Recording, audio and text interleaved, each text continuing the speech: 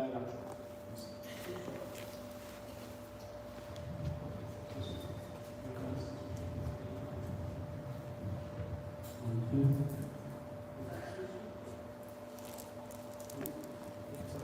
working.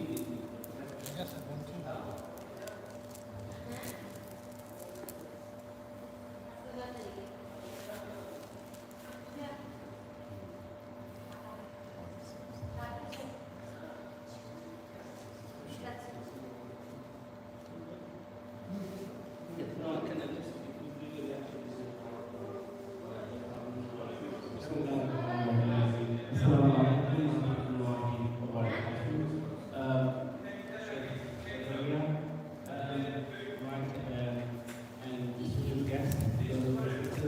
Welcome to Liverpool's first mosque. This is the first mosque that was established by an Englishman way back in 1887 for Liverpool Mosque.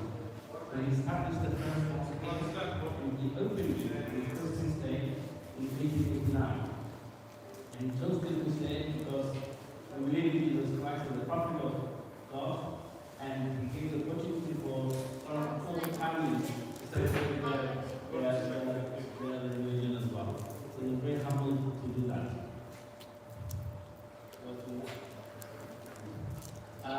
So I'd like to welcome you to the first mosque. It was actually closed for about 106 years. It was closed in 1908 until 2014 when we reopened it. And then we said Allahu Akbar until 106 years later. Alhamdulillah. So the mosque is now fully refurbished to include the original masjid, and we are intending to use the old mosque, which is the one building, into a Victorian Islamic museum.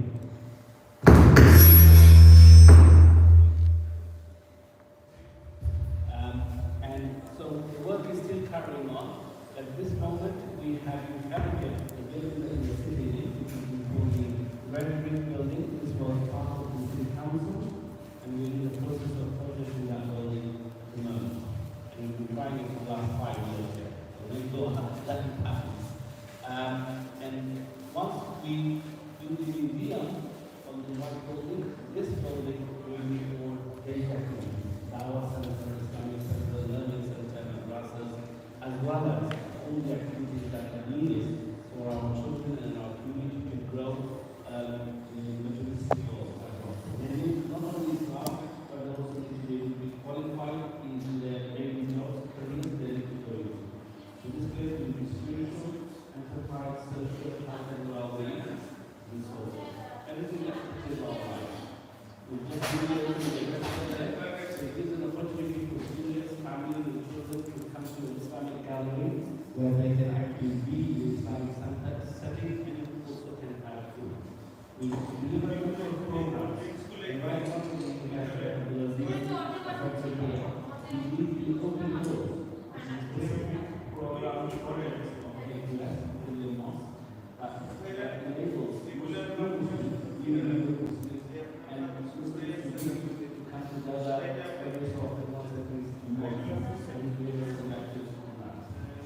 But we also have sisters who are also running a number of classes as well. We have a Dawah Zahra, which is led by Sister Diva, and it's from 13 to 18-year-old girls.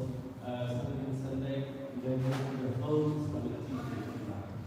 They do that for nearly 6 years now, and it's been very successful. We have our own madrasa as well, for children from 6 to 16.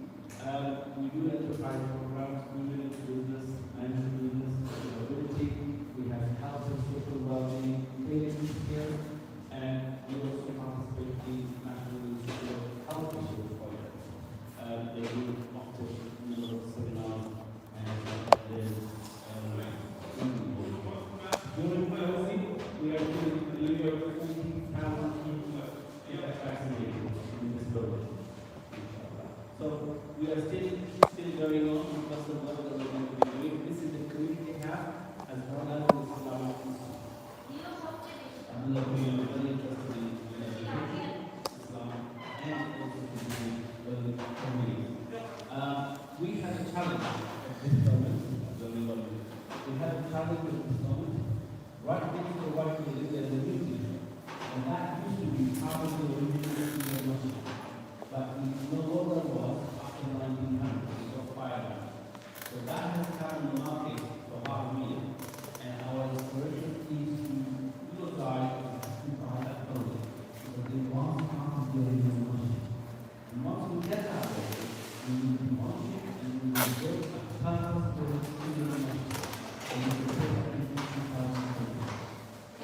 moment in Burma, we have about 2,500 people trained. In every single room they can find, including the police, not enough space. When we started maybe 10 years ago, we had about 250 people in Brother Islam in the witnesses class. Now we have 2,500 coming in. It's really growing. All I would say is, wherever you are, support this project, support the message, help us to purchase this project. This project is your longer, and you need your contribution, your support, your voice, and your environment. So it's a great honor to welcome you to the first month. We have family celebration, we are very big as well as we can handle.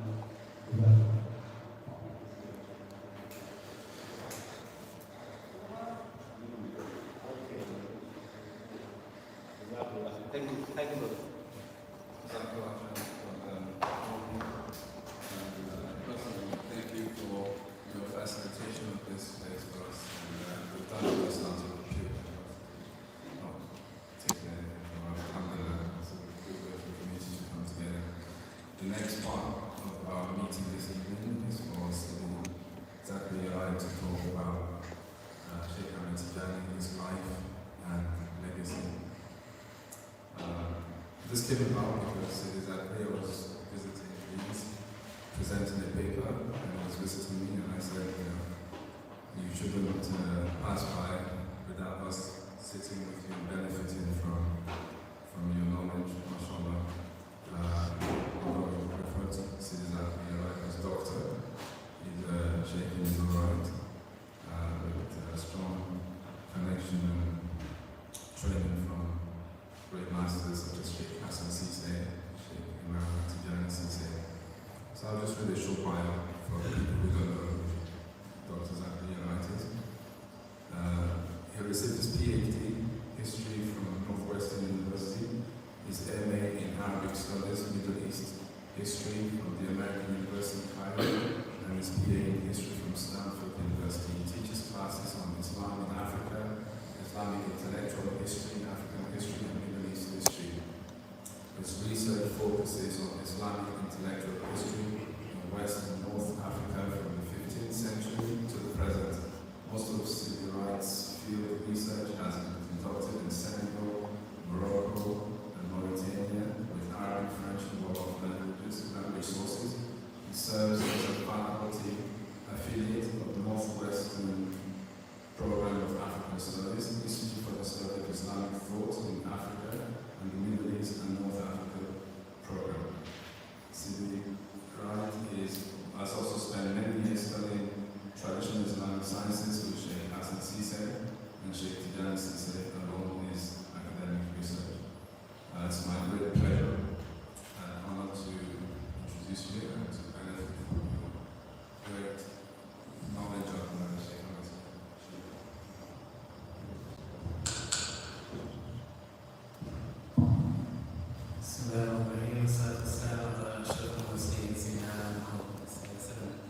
Very honored to be here in this very special place with, I think, kind words of Sheikh Khan and Gaza. We just came here for the love of the Brotherhood of Islam. And we didn't even know we were going to be in this special place. Of course, we've known about it now. And I was reading the biography of Sheikh, and very interesting. And in some ways, he was just planting the seeds, and they didn't all bear fruit in his own lifetime. But I thought it was a good reminder, because even after he had to leave the UK, he said, I don't know, maybe you know better, that the son came and sold off the properties.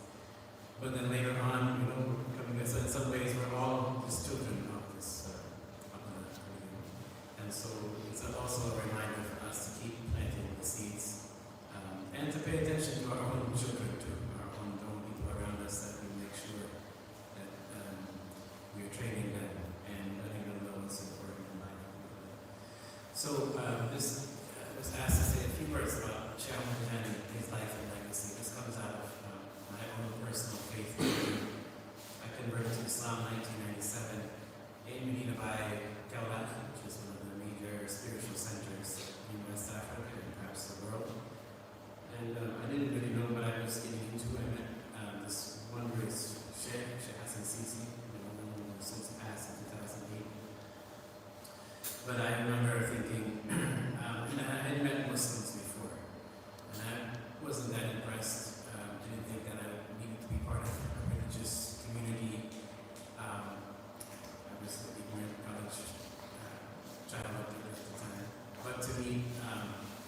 somebody who had actualized the religious tradition, and was truly had become a different type of human being, such that he, if you had a question, you didn't even know to ask. You didn't even have to ask if you know what you were asking. He give you the answer. Pray for the rain and rain. These are some of the minor elements, but the point is that there was something special about a truly actualized human being, that in the presence, that you don't have to exchange any words, but you can be pulled into the presence of Allah. All of my academic career then was subsequently trying to explain how that can happen. I wrote a book about Sheikh Susi's grandfather, and probably the foremost propagator of the Tijani in West Africa and throughout the world in the 20th century, as Sheikh, yes, died in 1975. But in the process of that research, I of course needed to understand more about the foundations of the Tijani itself, which happened in Morocco, Algeria, in the late 18th century. And this has brought me to this idea of a paper here at the British Association for Islamic Studies, which just had a conference at the University of Leeds, about Sheikh Ahmed, who is the foremost prominent Hadith scholar at the Medina Munawwara in the 18th century. He died in 1750. He taught Sheikh Muhammad Saman, who was the Keys, the student, who is the founder of Samaniya, the Sufi order, who Sufi's Mahdi later took from and left. Samaniya is still widespread in the ocean area. And Muhammad Saman was also one of the teachers of Sheikh Tijani, the founder of Tijani. So this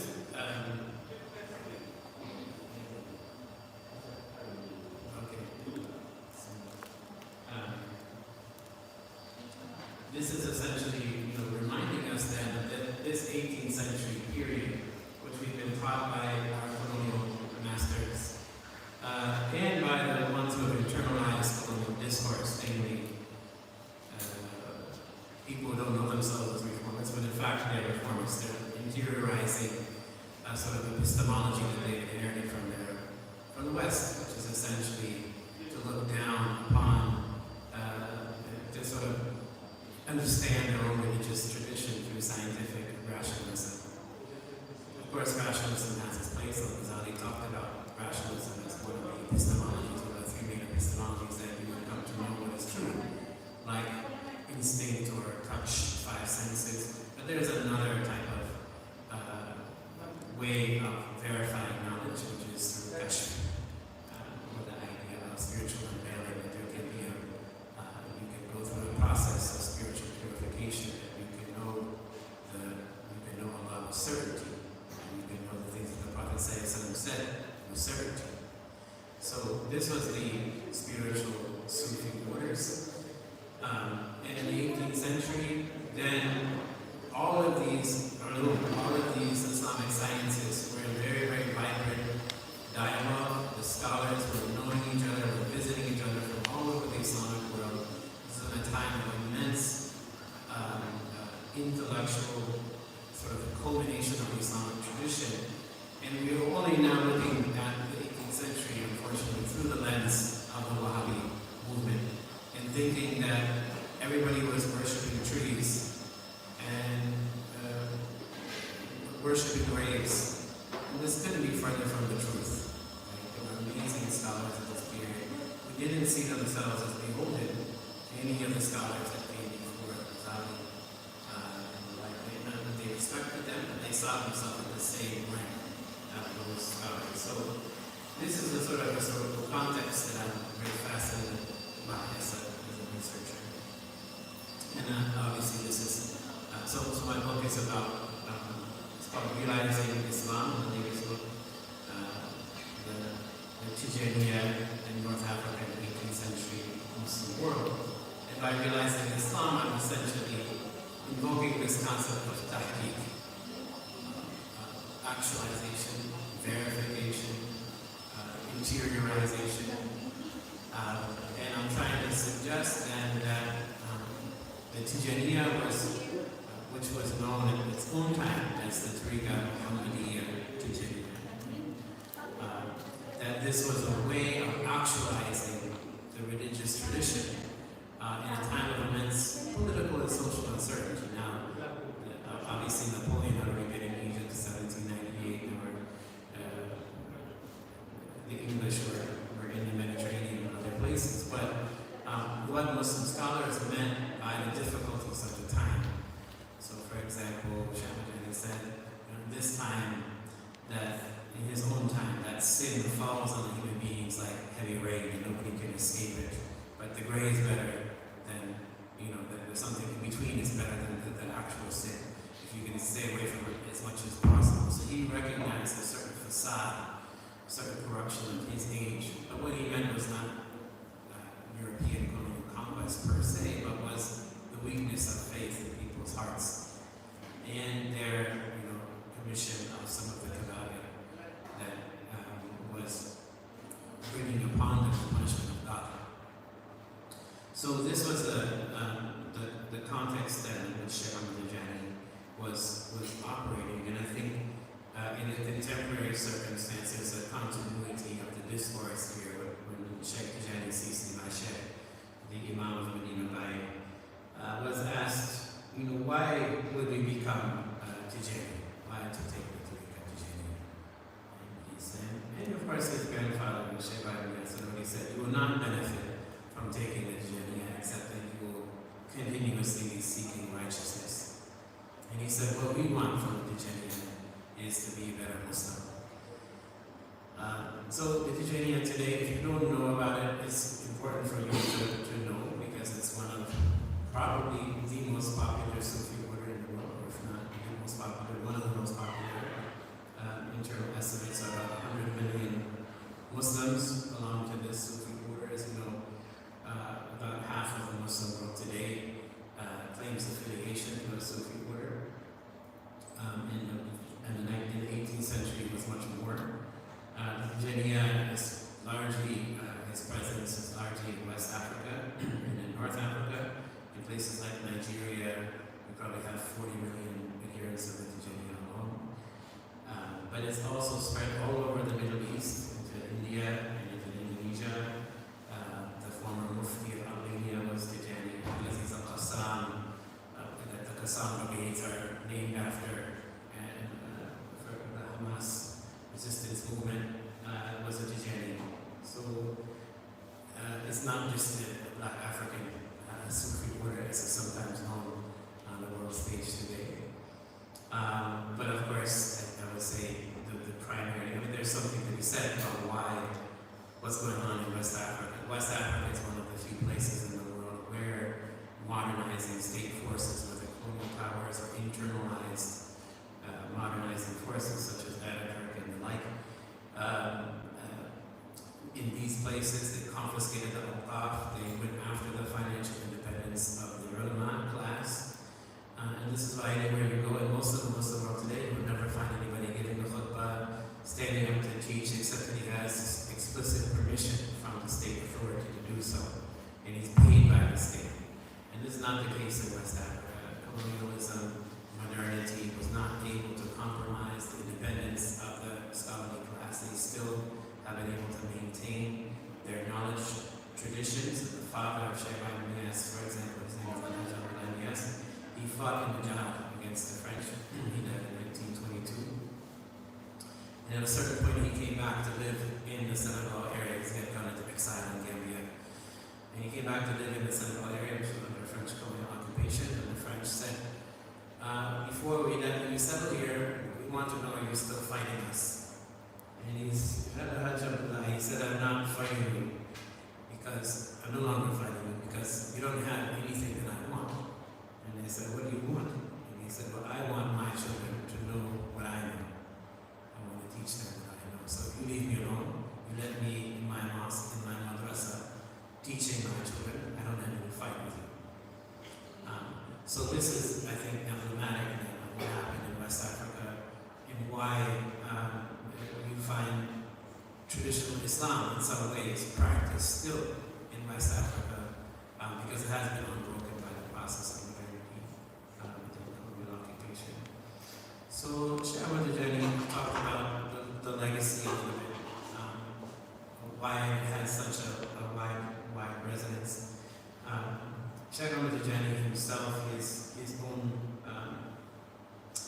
teachings.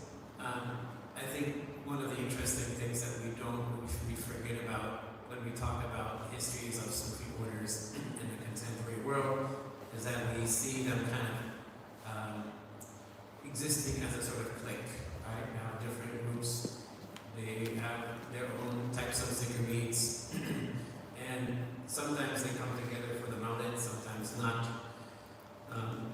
But we fail to realize in the earlier histories of these Sufi orders how intertwined they were, and how there was multiple levels of which people of knowledge who may or may not have been part of a Sufi order were operating on.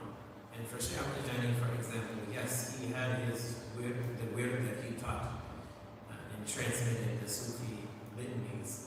And various other special prayers. And people came to him for that. But people also came for all types of knowledge. So maybe you heard of the Sanusia that fought the Italian occupation in Libya. The founder of this movement, even though he wasn't, he probably himself wouldn't have called it the Sanusia, this Muhammad Sanusi, he was a student of Sheikh Ahmed Idris. And very similar ideas of Tariqa Muhammadiyya were circulating in that period. But he said, I took the Quran from Sheikh Ahmed Tijani. He was in Fez as a student, as a young man, but Sheikh Ahmed Tijani was an old man and had just established himself there. He said, I took the Quran from Sheikh Ahmed Tijani after he had taken it from the Prophet. So he knew of the benefit. And one of the students, he never took it to Tijani. It's also said that he washed himself in the water that washed the body of Sheikh Tijani before they buried him. So there were many, the greatest scholar of Fez, the eldest scholar of Fez at the time that Sheikh Tijani was established there. His name is Ibn Shakrun.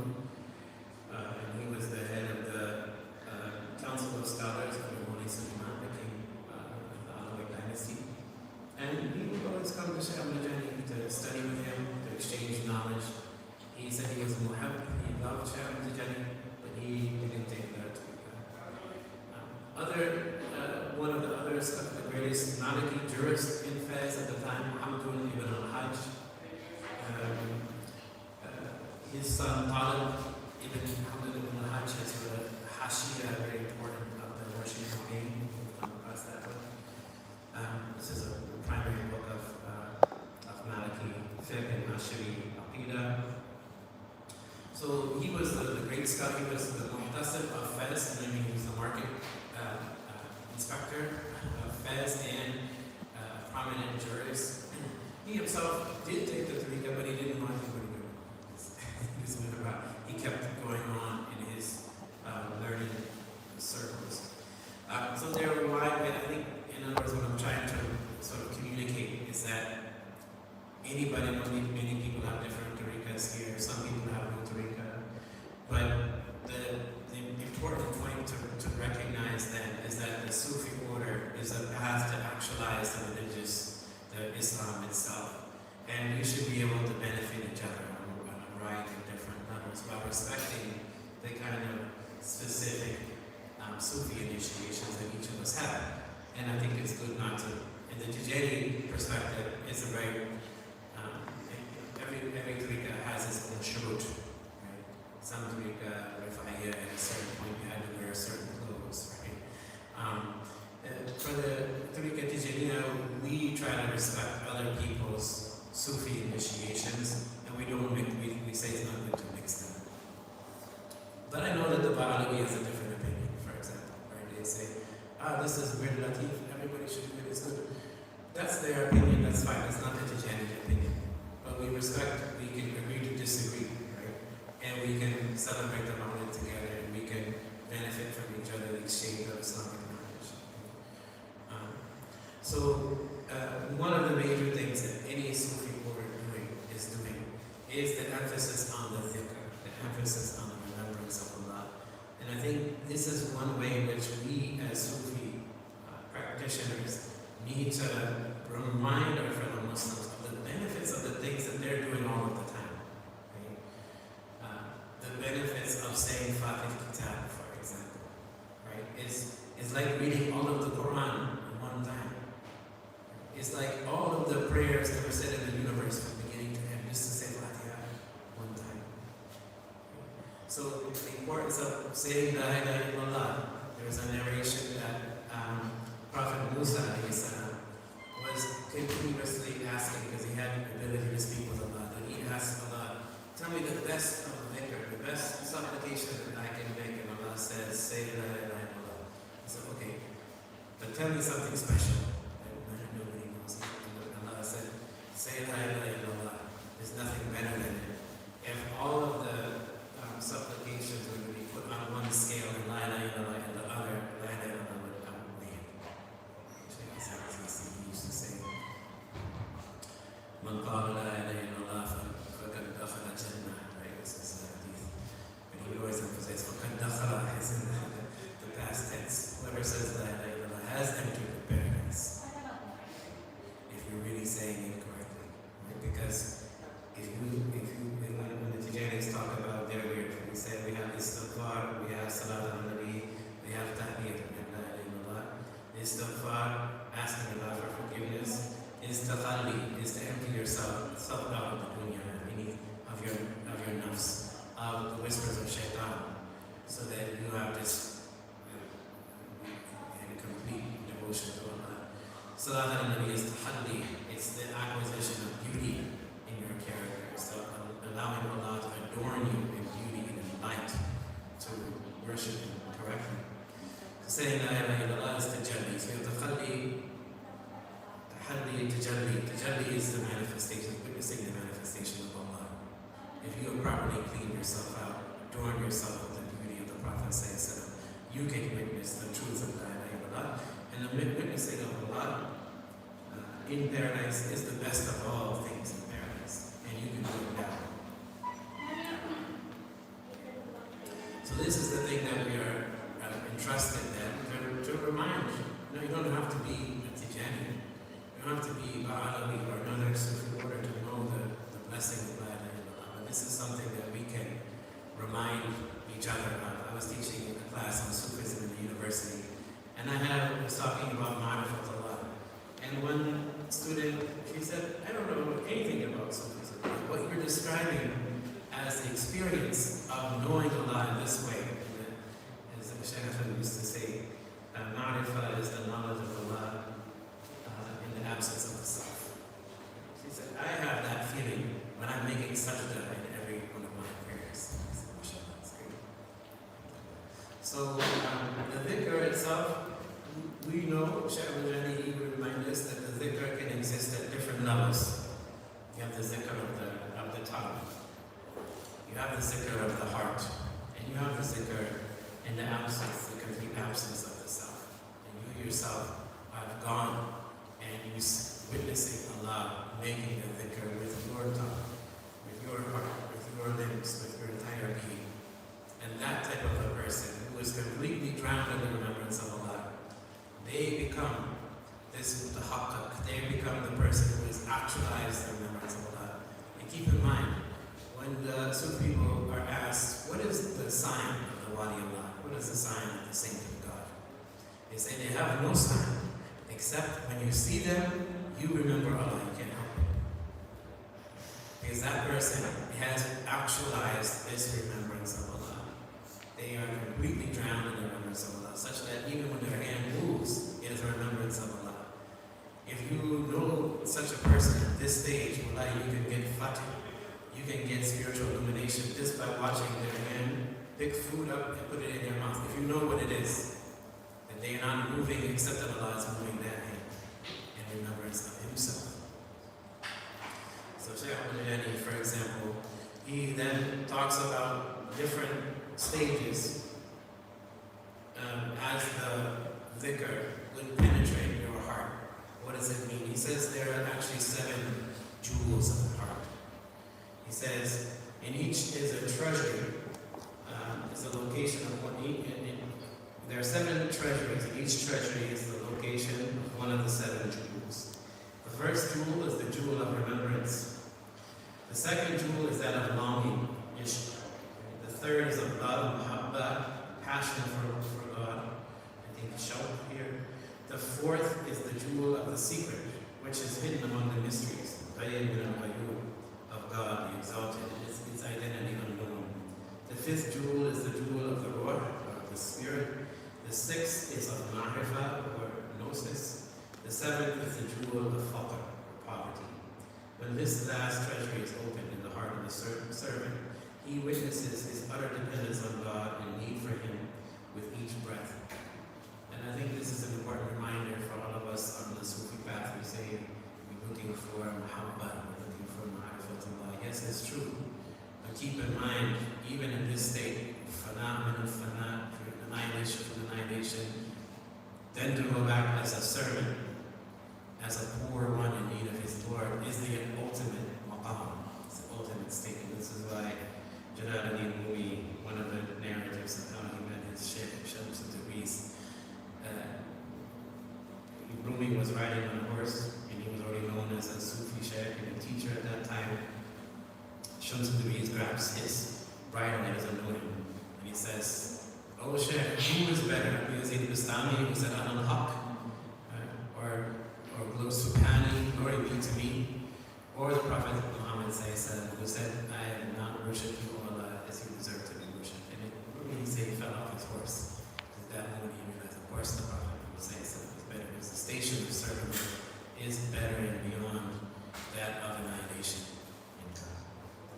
So this is just something to remind ourselves we're one community of Muslims, and even if we are all seeking knowledge at different speeds, depending upon where we are in our life, this is something that we are the mirrors of each other, and we should be lifting each other up. And if you're on a spiritual path, then lift and be there for people. When Sheikh Ahmed Tijani,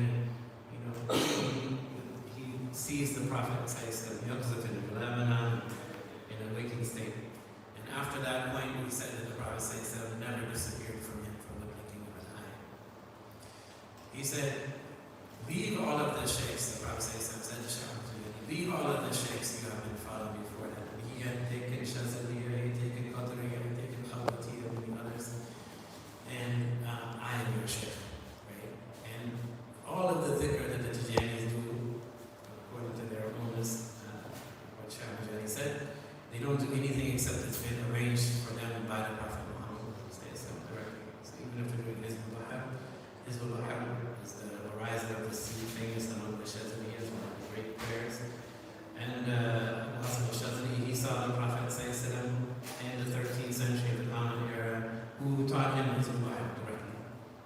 And the came again, Sheikh Ahmed recited again for him. So even though we know the Shazali prayers, also arranged for Sheikh Ahmed by the Prophet. So this is just a reminder. Also, the narration that I was going back to. The Prophet says, appearing to Sheikh Ahmed, he said, "I am your Sheikh, leave off all of the orders you have taken and take this weird," essentially. He said, "You obtain your maqam, your ultimate spiritual rank, without khalwa, without having to remove yourself from the people." And he ordered him to be among the people. And this is the other aspect of the Tariqa Muhammadiyya, is that you should follow the Sunnah, Zahir and Batin. And to be the Sunnah is to get married, is to be among the people, to spend time with them. And Sheikh Ahmed Tijani, he ate nice food. He would say he gave so much in charity every day. People don't know where the money came from. So to be involved in the world, in Egypt at the time there was a notion that, or a popular conception that the Tijaniya, if you take the Tijaniya, you will not die till you're a wealthy man. To the people who were taking the Tariqa, coming to take the Tariqa in Egypt, the Muqaddams would have to say, "Okay, are you taking it for the sake of Allah or for money?" Try to disabuse them of that notion just to make sure they're sincere in their path. So to be involved in the world, to be giving as much as possible is a great blessing. To be on this path, the Sunnah of the Prophet says there's nothing better than it. Sheikh Wright, yes, he said, I follow the Prophet step by step. Where he walks, I walk. Where he doesn't walk, I will never go in the place. So this is the only salvation in this time is to be on the footsteps of the Prophet. And we, the Sufi people or non-Sufi people, we're just here to remind each other of that. And I realize, it's a small gathering, but it's not. That's not the point. It's such a blessing to see each and every one of you. If you have questions or other knowledge to share that I can benefit from, I'm happy to pass the microphone. Please. Any questions?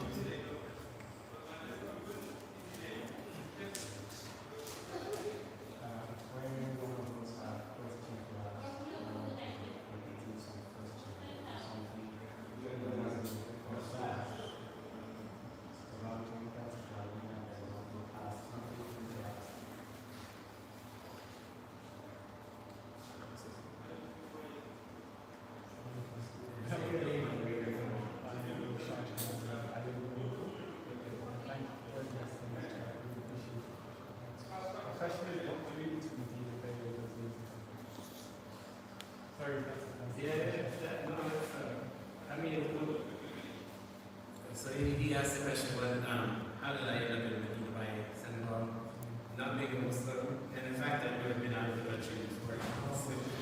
I live in America. And so it was 1997. I realized when I got there that Allah had brought me because of one supplication I had made earlier. And I don't know, there's no other way to explain because,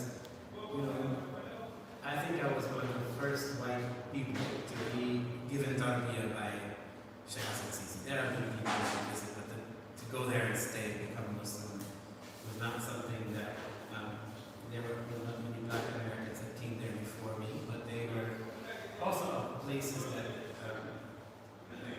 from Detroit, from so-called inner city places, that my circle was to be, unfortunately for me, had not yet crossed.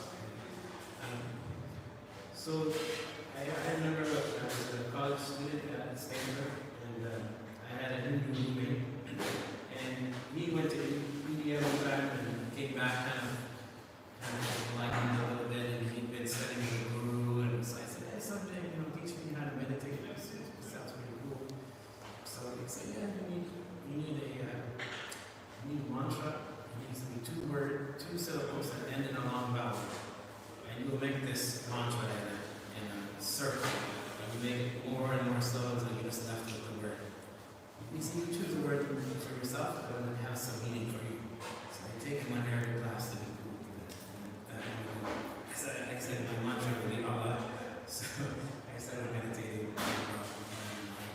And I said, now I know Allah is existing.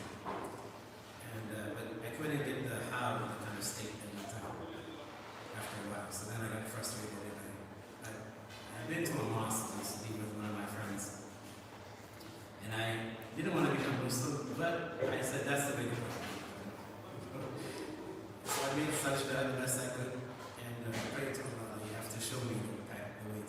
And right after that, I thought, this grant to go to Senegal, and I don't know anywhere where I was going. I ended up in Medina by the first SNCC, and then I remembered, 6 months ago I prayed for this. That's how I did it there. So. That's the only way to explain it. I wish there was easier way to explain it.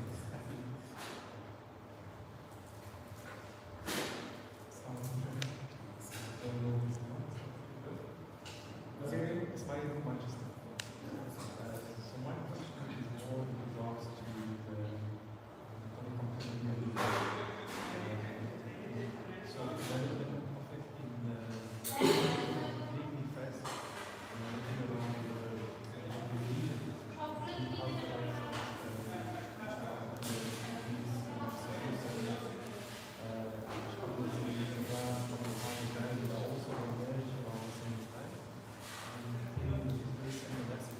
There's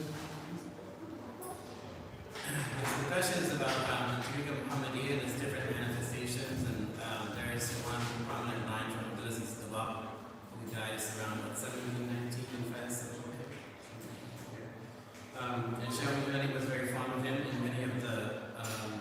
descendants of Sidi Abdulaziz actually became Tijani. He used to call him Qutb of his time. But there were other manifestations, in particular. Actually, Abdulaziz never actually uses the word Tariqa Muhammadiyya, but many of the ideas were articulated by him as contained in Kitab al-Raisi. But there were other manifestations. Hassan al-Jaini among the Tariqa al-Naqshbandiyya was very prominent in Hijaz. He died 1702. He was actually one of the teachers of one of the Hayat al-Sindi. I forgot to mention one Hayat al-Sindi. They say he was one of the teachers of Muhammad al-Wahhab. That's why it was an interesting question.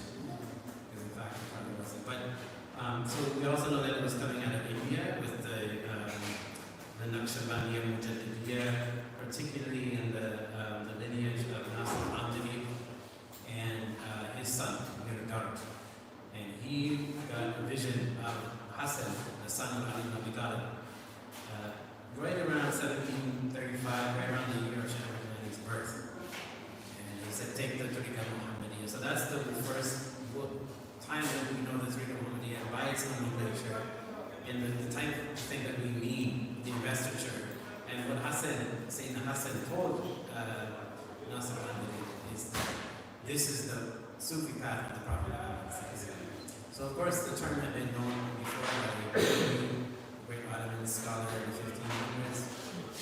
Abdulaziz al-Bulsi had reinterpreted it, and a Syrian scholar in the early 1700s also. So, but the point being is that it's a widespread notion. It means different things, different contexts.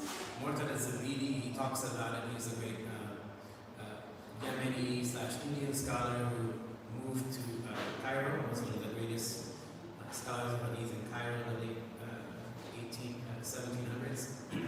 And he was talking. He said a couple of interesting things. He said that everybody in the maqha and the coffee shops are talking about this thing called Tariqa Muhammadiyya. So we know it's a widespread notion. And then he talked about a particular initiation that he had for the Tariqa Muhammadiyya. But I think the reality was is that it means different things in different contexts. So there is no one single Tariqa Muhammadiyya. I think any Sufi order in the world today would say yes, we're Tariqa Muhammadiyya. So anyone to say, no, we have the exclusive authority to call ourselves the Tariqa Muhammadiyya. Sheikh Ahmed himself, he said all of the Sufi orders, they go back to the Prophet.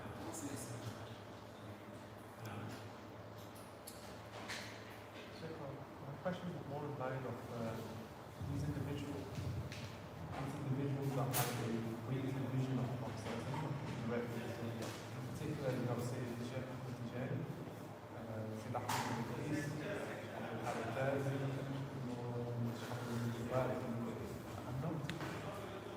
according to them, directly in offside at the time. So why do you have to manage this data period of time where these individuals who know what we should even directly by offsides or they can really care in a daily day in this segment of Yeah, I mean, academically, you can answer that question. But personally, it seems to be that the Prophet had been appearing at momentous places in Islamic history to guide the Muslim community. He says directly, whoever imagines that all of the spiritual support, the madad of the Prophet in his community is ended with his death, like the case of other men, and he is guilty of disrespecting the Prophet's rank, and he's in danger of dying as a disbeliever if he does not repent of his deluded conviction. So for many of most of the Muslim community, this meant the Prophet was guided, yes, through madad, not always through appearances and dreams, but certainly that could have been the case. So we know many cases that didn't only start in the 18th century, but it seems to have proliferated in that time. And we know that is a momentous time. Okay, it's not the same in terms of bloodshed and travesty as the Mongol conquest, but the colonial occupation was in some ways more dangerous for us because it changed the way we think about we define our own Muslim identities, right? So, but from this perspective, the Prophet knew this was going to happen and came to guide us in this time. we need to make a qualitative distinction between seeing the Prophet ﷺ by the likes of Sheikh Tijani and seeing the Prophet ﷺ by the likes of anybody who's walking the street and says, hey, I saw the Prophet ﷺ, what you hear on Facebook. Right? And this is from, I think the most elaborate conversation is from Hassan al-Husi, who dies in 1700. Great Shazali Sheikh, that Sheikh himself had a line of initiation to the Shazaliya through to the Nasiriyya. And he was basically saying, look, there are different, not everybody who sees the Prophet is the same. So this is what's important if we want to evaluate these statements and compare them. One, to pay close attention to who these people are as scholars, firstly. Sheikh memorized Quran at the age of 7, known as the Mufti by the age of 21, known as the greatest scholar of his age in some ways. So his scholarly reputation was beyond repute. So what the Prophet says to him is different than what has a different resonance, let's just say, than what he says to somebody else. And people, depending upon their purity, will see the Prophet in different ways. So that's an important other thing to keep in mind.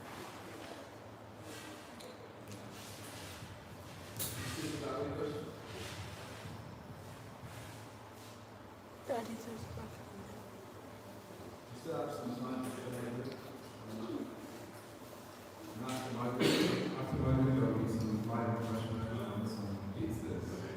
Inshallah, there will be some procedures and more questions and answers. But feel free to have any questions.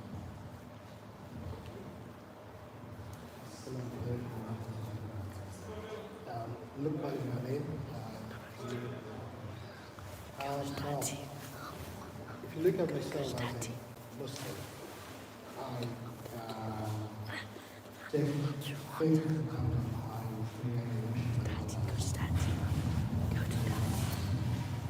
So the question I'm asking now is, why must I believe in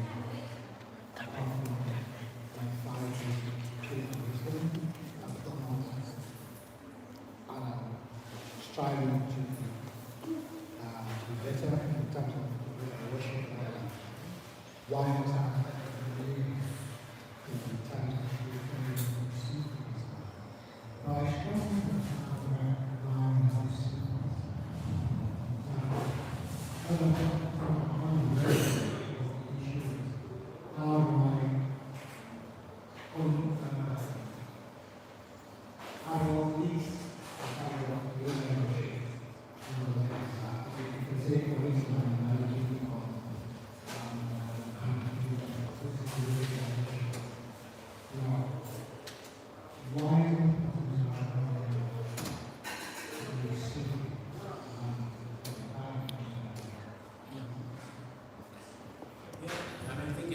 Upon a different person. The question is,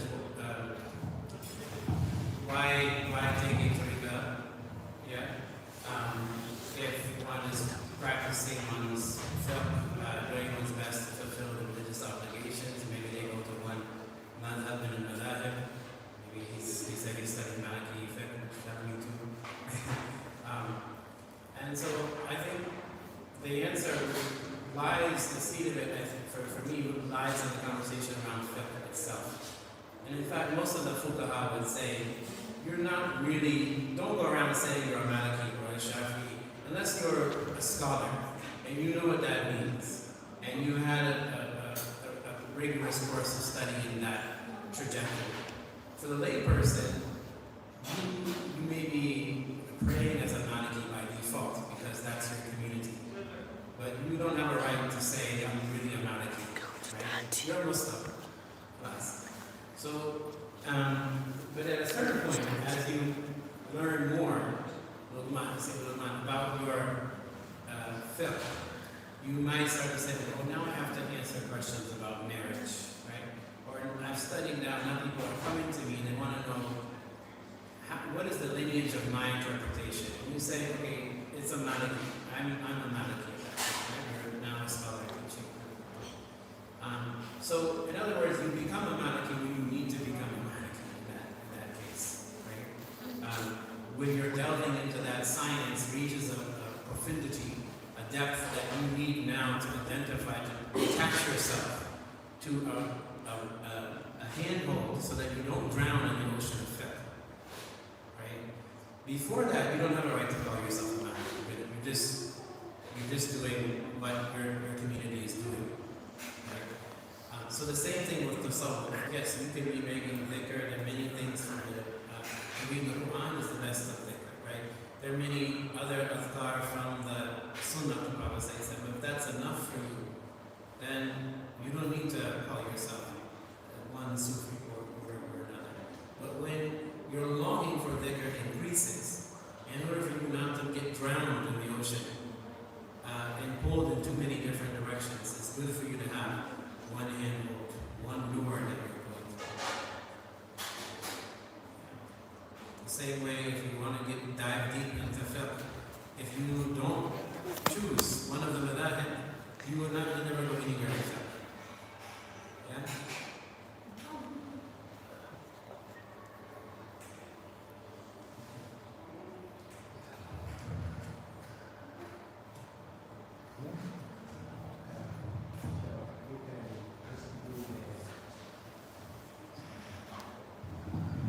Thank you, Sheikh. My name is Mark. The question I want to ask is to please one of the hearing from our brothers and West African most of the time is why are you Muslim? They actually are Muslim.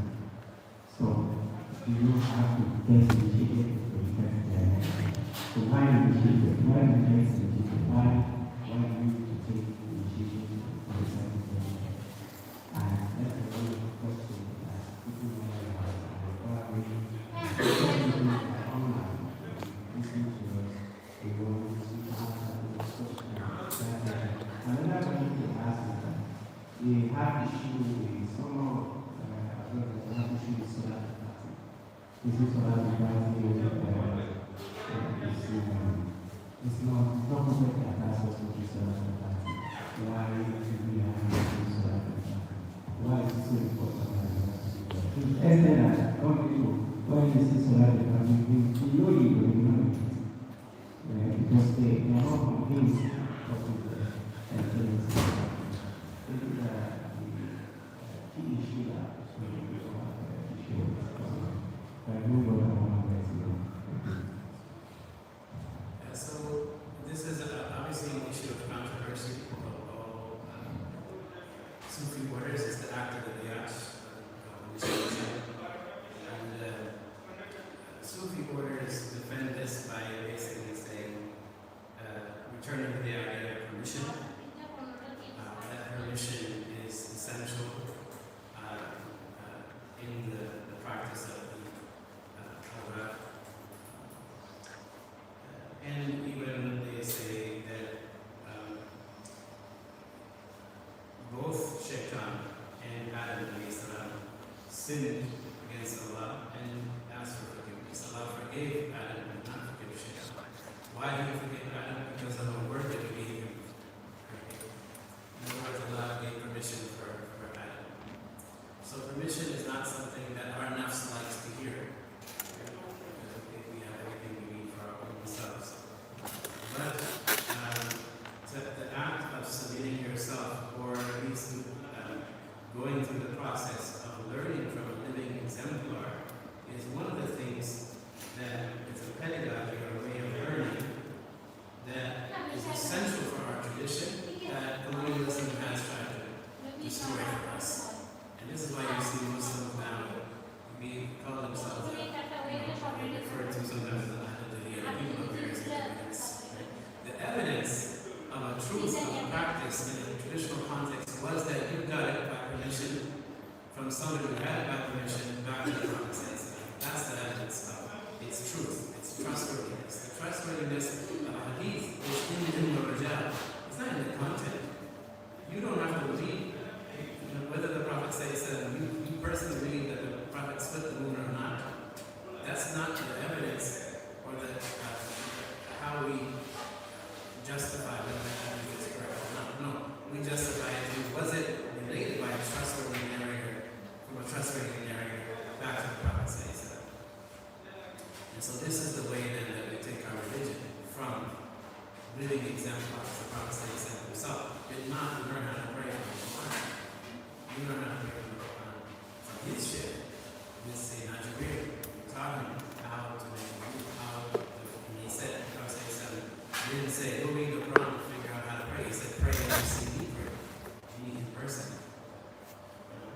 So this is very, very important to take knowledge of the adage of the pre-modern context articulated by the Jama'ah from 14th century Syria. He said the greatest calamity is to take knowledge from texts instead of from sheikhs.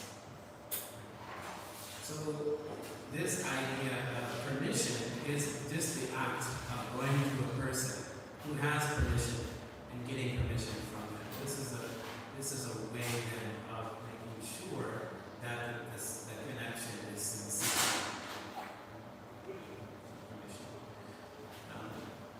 So we could go on. There are other indications in the hadith, for example, Sayyidina Ali ibn Abi Talib says,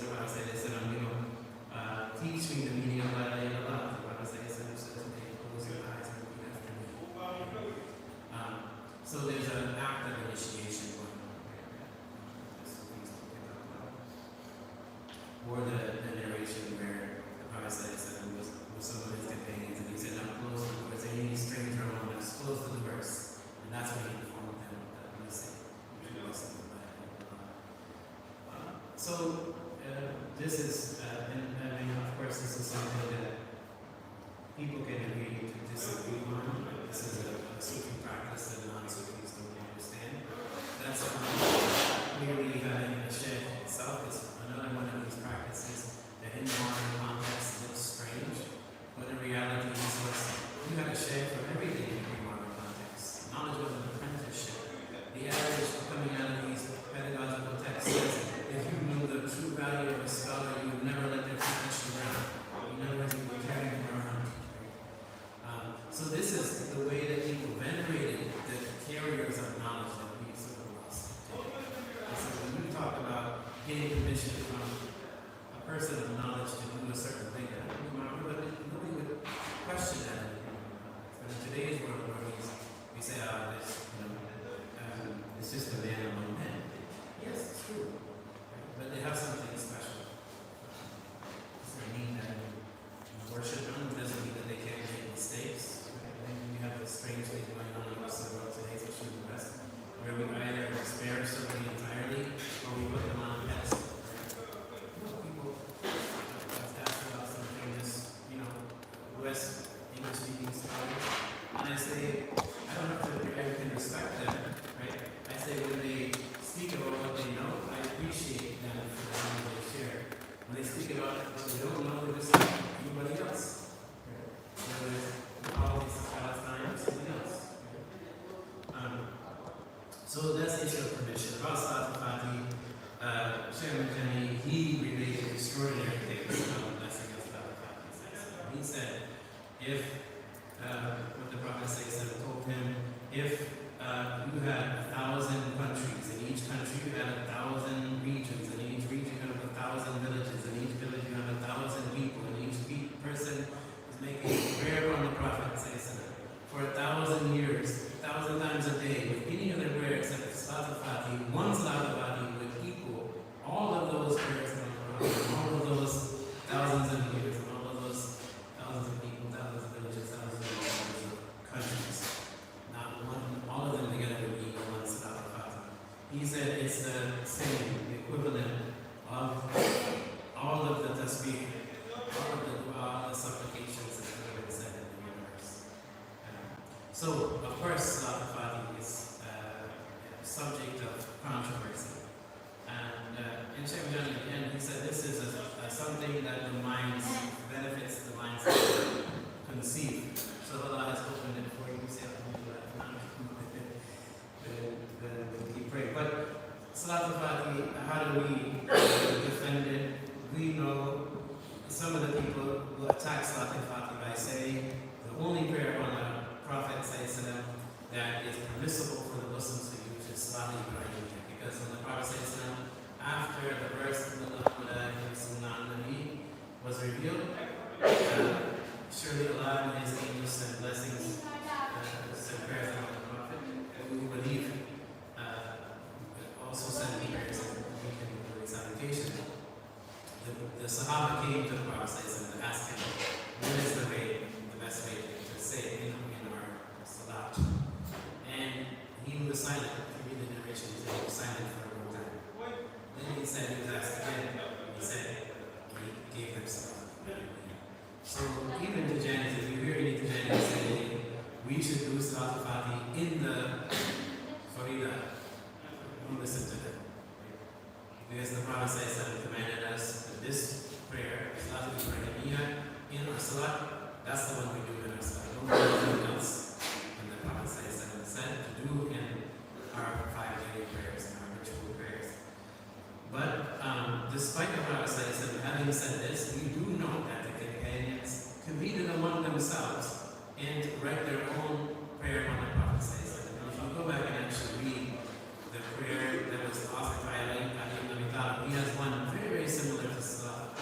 Allah send blessings upon us, our Master Muhammad, to open our what was closed, to steal of what came before, but he uses a different word than what came before.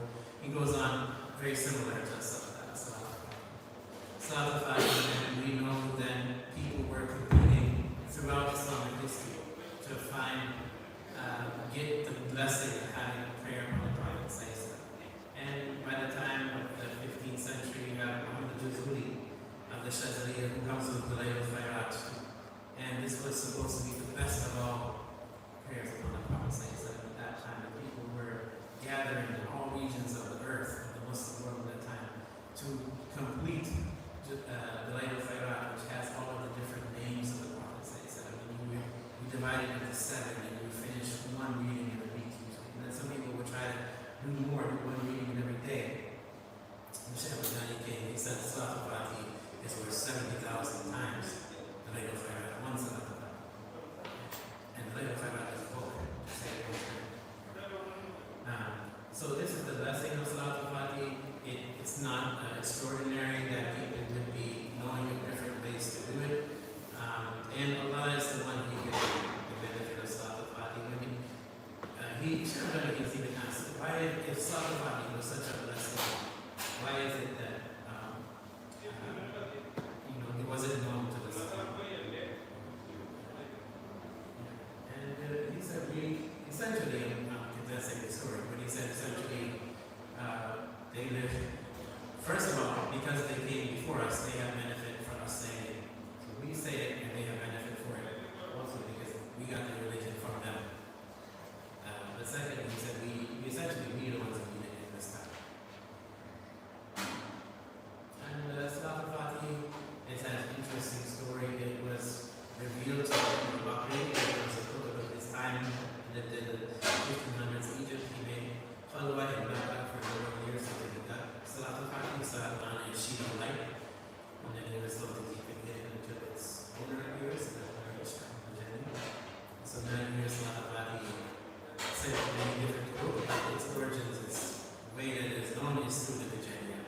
And Sheikh was asked, the benefit that you're talking about, Salat al-Fatih, and other prayers, is it because of something intrinsic to the prayer itself, or because of you? In your maqam, he said it's because of me, my maqam. Back to the issue of the mission. This is what I mean that people, if you look back at how they got Salat al-Fatih, they got it from somebody, even a Tijani, normally who gave it to them in the beginning. And this is, Tijani thinking, somebody who has ijazah can give even just for the Salat al-Fatih without being initiated. Alright, that's one good thank you for your patience. Have a question? Inshallah.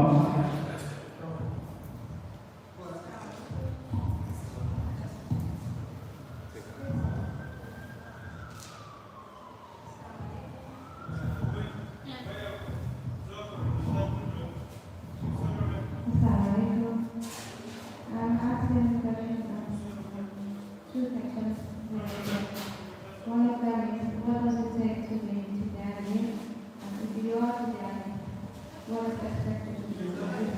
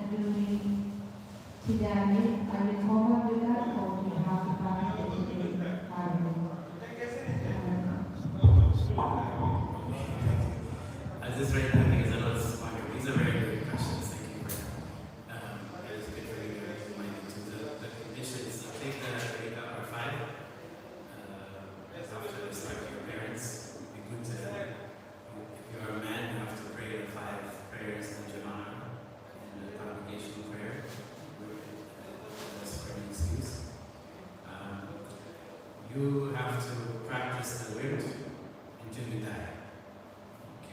If you miss it one day, you'll make it up the same way you make up for 5 daily prayers. And I'm just thinking of a tangent, but this is one of the, when Sayyid Muhammad al-Hafiz al-Misri, one of the great Tijani scholars of Egypt, when he defines why is the, he basically says any tariqah that does not obligate you to make your wird every single day is not actually tariqah. It's just a group of people who get together to sing some qasida. So this is an essential component of any true tariqah, according to Muhammad al-Hafiz al-Misri, that you have to, it has to obligate you. That's the ahd, right? That's the contract. Also, you cannot combine, of course, you cannot combine this spirit with anything, with any other ahd. Yes, you can do the sunnah, but if there is something from another tariqah, if you don't have permission from it, from the Tijani, or Sheikh, then we would mix it. This includes different things that come from different Sufi orders, and they may include some of the hadith, Quranic ayahs, but they're arranging it in a particular way. Because of that arrangement, it becomes a word. So that's number 4. Number 5, you cannot make ziyarah to any wali, living or dead, who is not a Tijani. That is for the sake of the madad and tarbiyah, so for spiritual assistance or spiritual growth. But for Islamic knowledge, you're encouraged to visit all of this place. So those are the conditions of the tariqah. How is it that we will invite in some of these conditions, and then to tajdeed or renewal in the tariqah? It's good to make tajdeed even if you're every 6 months